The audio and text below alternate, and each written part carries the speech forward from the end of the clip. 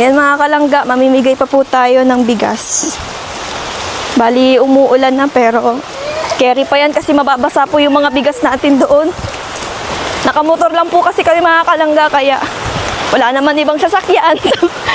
Kailangan natin magtiis.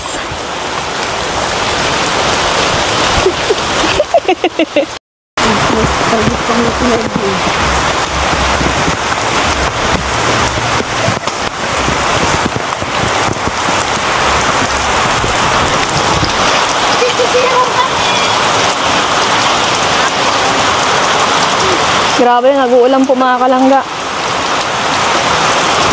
Super lakas ng ulan.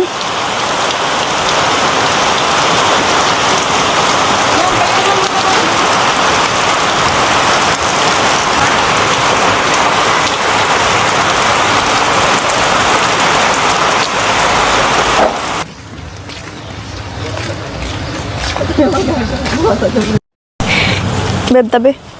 So, ayun mga kalangga. So, dito naman po tayo sa next natin bibigyan. Bali, si Lola Minya po yung bibigyan natin.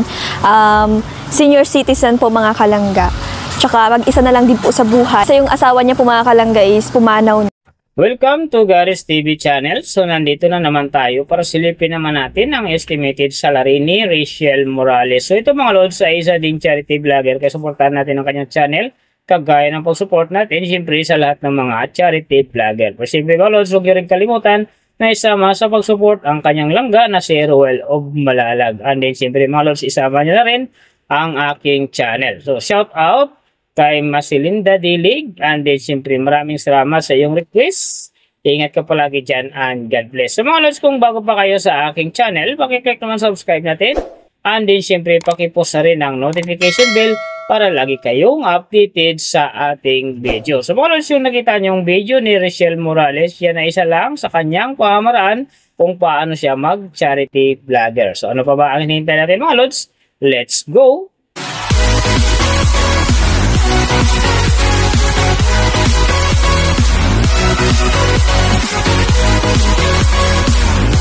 So mga lods, si Rachel Morales sa ngayon ay mayroon ng 265,000 na subscriber. And then mayroon na rin siyang total views na 64 million. So may upload videos naman siya ngayon na 1,400. And then yung account niya ginawa ito noong December 30, 2022.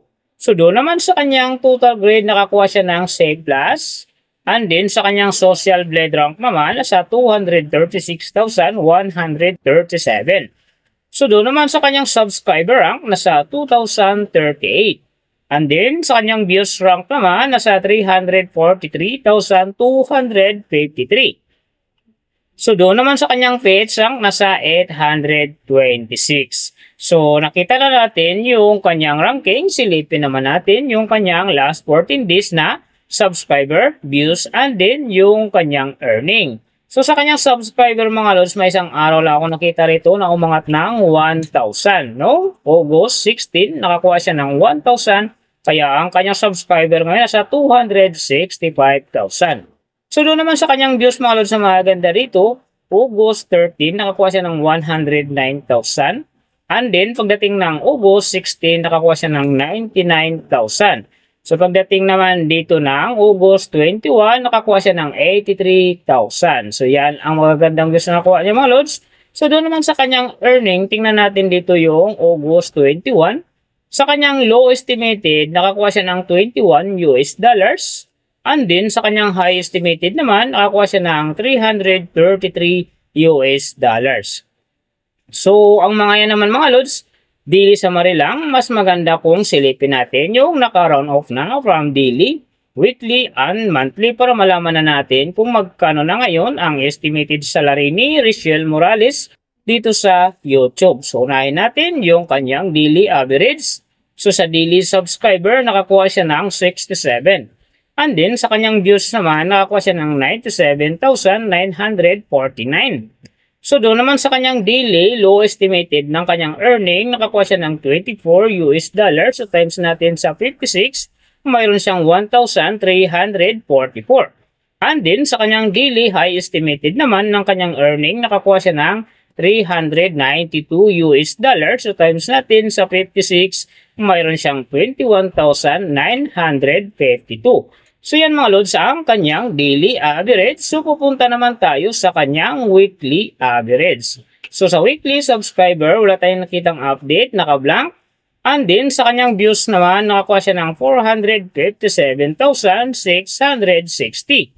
So doon naman sa kanyang weekly, low estimated ng kanyang earning, nakakuha siya ng 114 US dollars. So times natin sa 56, mayroon siyang 6,384.